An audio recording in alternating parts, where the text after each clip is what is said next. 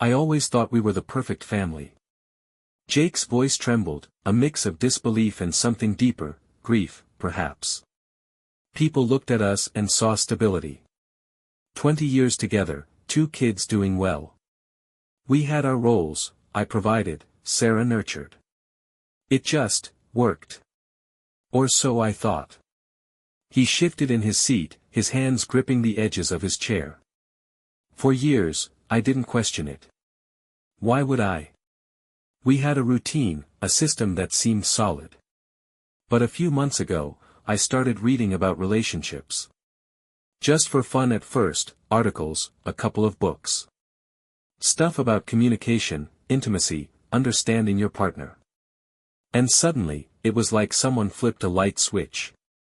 All these things I thought were normal, they weren't. Not at all.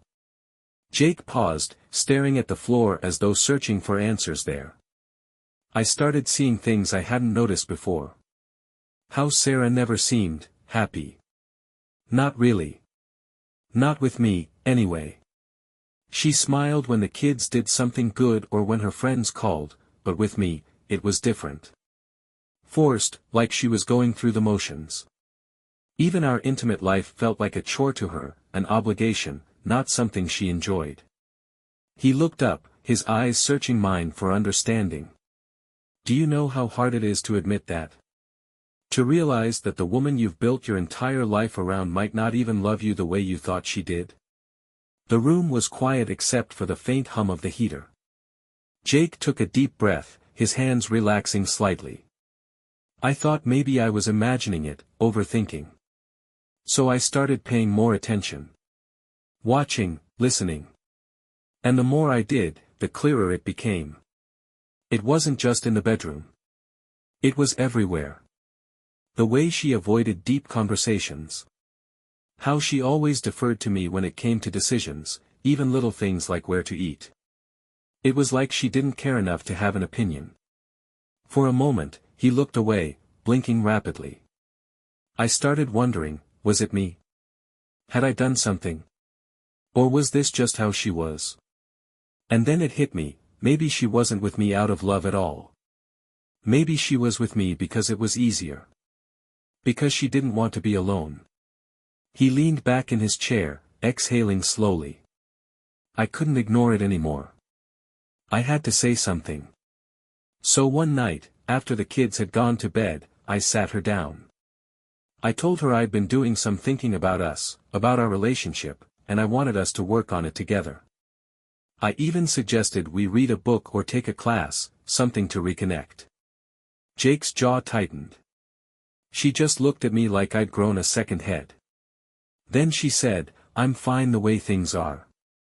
If you're not, well, you know what to do. Just like that. No discussion, no questions. Nothing. His voice cracked, and he pressed his palms against his knees, grounding himself. I tried again a few days later, thinking maybe she just needed time to process. Same result. Every time I brought it up, she shut me down. Once, she even started crying, saying she didn't want to fight, that I was making things worse by bringing it up. But I wasn't fighting, I was trying to fix us. Doesn't she see that? He looked at me again, his expression a mix of frustration and desperation. What am I supposed to do with that? How do you fix something when the other person doesn't think it's broken? I waited, giving him space to sit with his thoughts. Moments like these often felt heavy, but they were necessary. Jake needed to let it all out, to feel heard, even if the answers weren't immediately clear. As he leaned back, his gaze softened, almost pleading. I don't want to lose her. But I don't know if I can keep pretending everything's okay. It's not okay. And I don't know what's worse, leaving her or staying and slowly falling apart. If you've ever been in Jake's shoes or felt the weight of a crumbling relationship, I'd love to hear your thoughts. What would you do if you were him? Let's talk about it. Sometimes sharing your perspective can help someone else more than you realize. Jake leaned forward, resting his elbows on his knees, his hands clasped tightly as though holding himself together. I've been replaying the past 20 years in my head, trying to make sense of it all. It's like I'm seeing everything with new eyes. There are these moments I keep coming back to. Little things I brushed off at the time, but now they feel like pieces of a puzzle I was too blind to put together. He paused, his jaw tightening as he stared at the floor. There was this one time, years ago. It was my birthday, and Sarah had planned this big dinner at home. The kids were younger, and she went all out, cooked my favorite meal, even baked a cake. I remember thanking her afterward, telling her how much it meant to me. And she just smiled and said, "Of course, that's what I do." I didn't think much of it then, but now. It's like, was she doing it because she wanted to? Or because she felt like she had to? Jake shook his head, a bitter laugh escaping his lips. It's not just that. It's the way she's always avoided conflict. Whenever I'd get upset about something, work, the kids, whatever, she'd listen, nod, and then change the subject.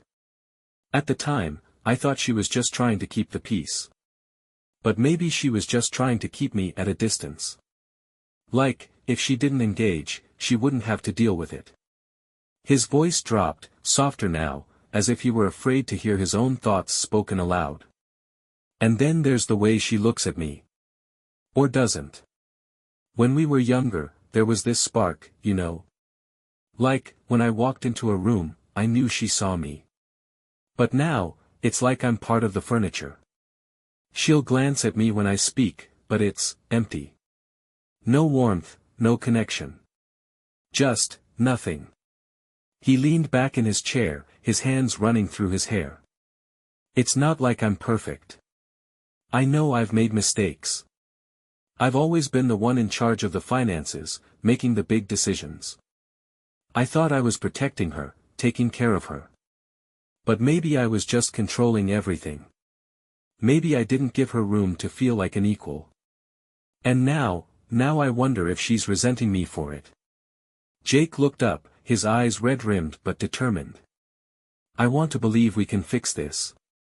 That we can find a way back to each other. But every time I try to talk to her, it's like hitting a brick wall. She either shuts down or says she's fine. How do you get through to someone who won't even admit there's a problem? The room was quiet for a moment, the weight of his words hanging in the air. Jake's pain was palpable, but beneath it, there was something else, hope.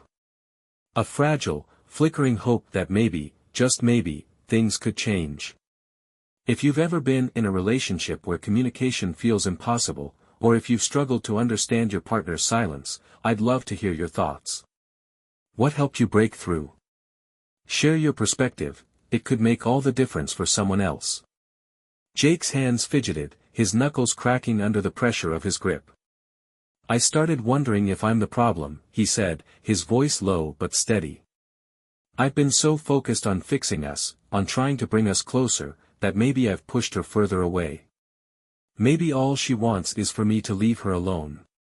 He leaned back, his eyes darting to the ceiling as though searching for answers in the plaster patterns. She's been so resistant to change.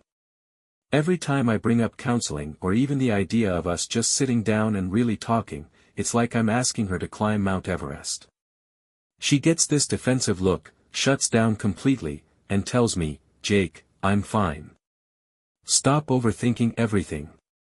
But how can I not overthink when everything feels so wrong? He looked at me, his eyes pleading for understanding. There was this one night, a couple of weeks ago. I came home late from work. The house was quiet, except for Sarah sitting in the living room with a book. The kids weren't around, our son's at college, and our daughter was out with friends. It was just us, and for the first time in what felt like years, I thought, this is it. This is my chance to reach her. Jake paused, swallowing hard. I sat down across from her and asked her if she was happy. Just, straight out. No preamble, no build-up. She put the book down, looked at me like I'd asked the dumbest question in the world, and said, "Why wouldn't I be? We have a nice house, the kids are doing well, you have a good job. What more could I want?" His laugh was dry, almost bitter. I told her that wasn't what I meant. I asked if she was happy with me, with us. And that's when she got that look, the one where her eyes gloss over like I'm talking to a wall. She didn't answer right away, and when she finally did, all she said was, "You're worrying too much." Then she got up and went to bed. Jake's voice grew quieter, the weight of the memory pressing down on him. I sat there for hours, staring at the empty room. I couldn't figure out if she was avoiding the truth. Or if she genuinely didn't understand what I was asking. Maybe both. It felt like I was reaching out across this massive gap between us, and she didn't even see it, or didn't want to. He rubbed his hands together, his movements restless. The next morning, I tried again. I told her I didn't feel connected to her anymore, that I missed her. I told her I wanted us to be happy, not just comfortable, not just roommates, but happy together. She just stood there, staring at me like I'd said something completely foreign. And then she said, "Jake, you're overcomplicating things. Why can't you just let it be? Everything's fine." His voice cracked, and he took a deep breath before continuing. "I don't think I've ever felt so helpless. How do you argue with everything's fine when it's so clearly not? I've been trying to do everything right, giving her space, not pushing too hard. But it feels like the more I step back, the more distant she becomes. And when I try to bridge the gap, it's like she retreats even further." Jake's gaze dropped to the floor, his shoulders slumping under the weight of his emotions. "Sometimes I wonder if she's scared. Scared of what it would mean to really open up, to admit that maybe things aren't perfect. Maybe it's easier for her to pretend everything's fine than to deal with the mess underneath. But I can't live like this, pretending nothing's wrong when everything feels so empty." The silence in the room was heavy, charged with his unspoken fears. Then, almost as an afterthought, he added, "And maybe she's afraid of what will happen if she admits it. Maybe she's afraid I'll leave." He straightened up, his eyes meeting mine with a spark of determination. "But I'm not afraid of that. I'm afraid of staying like this, in this limbo where neither of us is really living. I don't want to wake up 10 years from now and realize we wasted more time. I need to know if she's willing to fight for us, or if she's already given up." The room felt still, the air thick with Jake's vulnerability. He took another deep breath, steadying himself. "I don't know what my next move is. Maybe I need to give her more time, or maybe I need to accept that she's not ready, or willing, to meet me halfway. I just don't know. If you've ever been in a situation where someone you love feels unreachable, I'd love to hear how you handled it. Did you keep trying, or did you step back? Your perspective might help more than you realize, so feel free to share your thoughts." Jake leaned forward, his elbows on his knees, his head hanging low. "I thought maybe if I stopped talking about it, she'd come around. That if I gave her some space, she might realize how distant we've become. So, I backed off. I didn't bring up the marriage, the intimacy, none of it. I kept everything surface level. How was her day, did she need anything from the store? It was like we were two polite strangers living in the same house." His voice was calm, almost too calm, like someone describing a storm they'd long since accepted. At first, it felt like the tension eased. She wasn't crying anymore, and I wasn't walking on eggshells. But it didn't take long to realize that the distance wasn't shrinking. If anything, it was getting worse. I'd come home, and she'd be watching TV or scrolling on her phone. I'd try to make small talk, and she'd answer in these short, clipped sentences, like she couldn't wait for me to stop talking. Jake's hands tightened into fists, resting on his thighs. I wanted to believe that this was just a phase, that she needed time to process everything I'd brought up. But last week, something happened that I can't shake. It was our anniversary, 20 years. I didn't plan anything big, just dinner at home. I thought we could sit together, talk, maybe try to reconnect, even just a little. He sat back, his gaze distant, the memory clearly playing out in his mind. I brought her flowers, her favorite ones, lilies. I don't think I've seen her smile at flowers in years, but I thought maybe this time would be different. She put them in a vase, thanked me, and that was it. No hug, no kiss, no moment of shared warmth. Just thanks, Jake, and back to whatever she was doing. His voice dropped, quieter now, as if the words were harder to say. We sat down to eat, and I tried to start a conversation. I asked her about her day, her plans for the weekend. She answered, but it was like she wasn't really there. I even tried joking about how we survived 2 decades together. She smiled, but it didn't reach her eyes. He exhaled sharply, the sound filled with frustration. And then, out of nowhere, she asked if I could help her schedule an appointment for the car. Like that was what she thought we should talk about on our anniversary. I just stared at her, trying to figure out if she even remembered what the day was. And then she said, "Oh, happy anniversary, by the way." Like it was an afterthought. Jake's shoulders slumped, the weight of his words pulling him down. I didn't know what to say. So I didn't say anything. I just nodded and cleared the table. Afterward, she went to bed early, and I sat in the living room alone, staring at those damn flowers on the counter. 20 years, and that's what we've become, 2 people who can't even celebrate the life we built together. His eyes found mine, filled with a pain that cut deeper than frustration or anger. I don't think she cares anymore. Or maybe she's just too scared to admit that she doesn't. Either way, I'm not sure what to do. I can't force her to feel something she doesn't feel. But I can't keep pretending this is enough for me. He fell silent, the room echoing with the finality of his words. I let the moment linger, giving him the space he needed to process everything he'd just shared. Have you ever felt like you were giving everything to a relationship and getting nothing in return? How did you handle it? I'd love to hear your story. Sometimes, knowing we're not alone makes all the difference. Feel free to share your thoughts. Jake's voice was steady, but there was a rawness to it now, a kind of resignation that only comes after too much time spent in uncertainty. I took the kids out for dinner the other night, he said. Just me, our son, and our daughter. Sarah didn't feel like coming. She said she had a headache, but honestly, I don't even know if that was true or just an excuse. Either way, I didn't push her.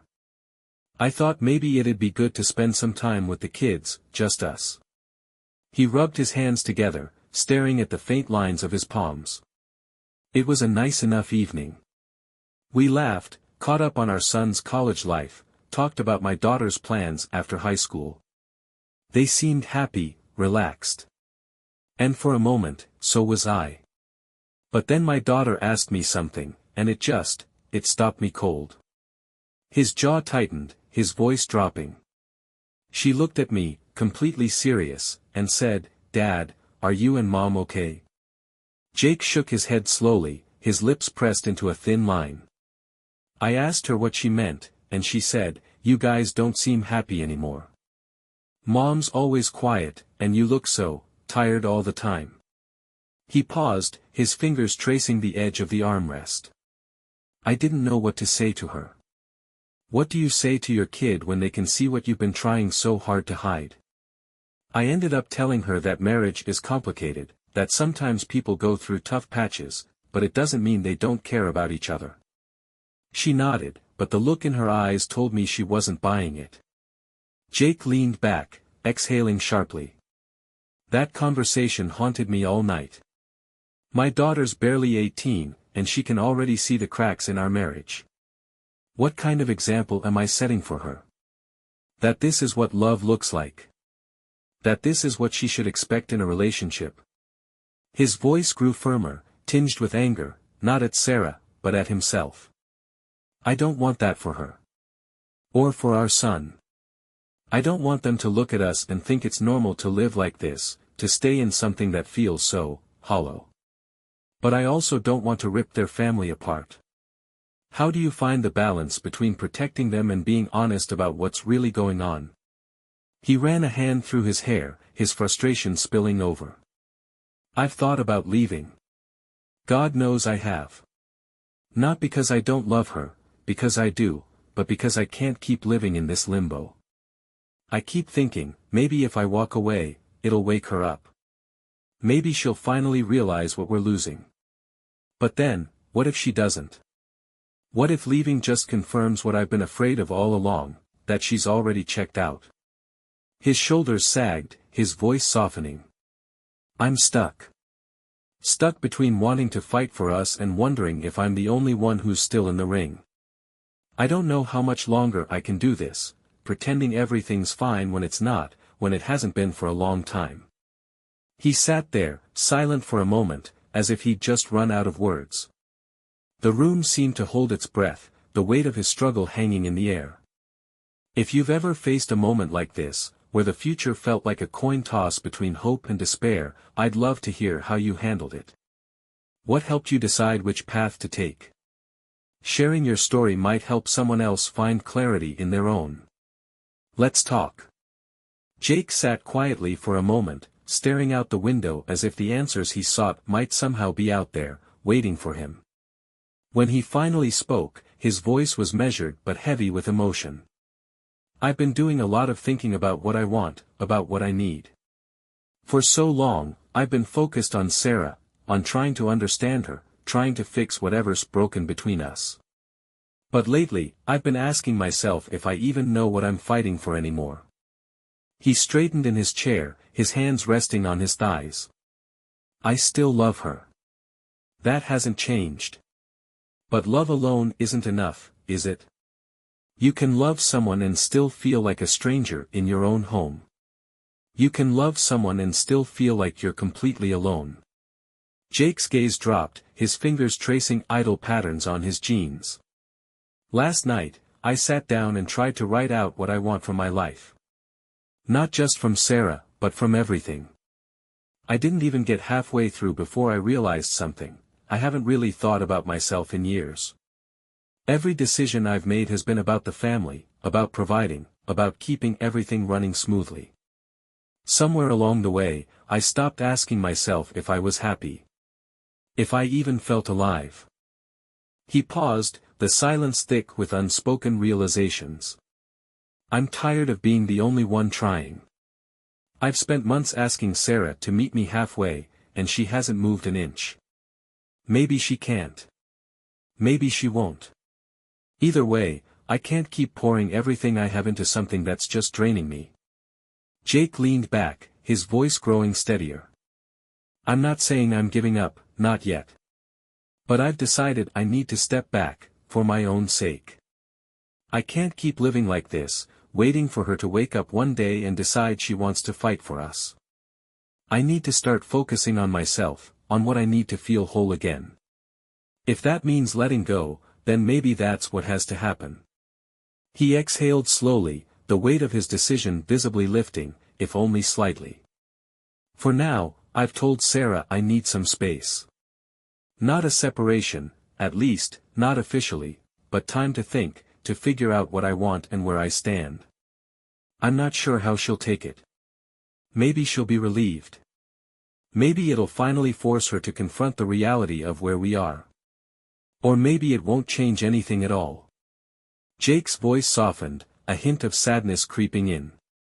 I wish things could go back to how they were when we first started.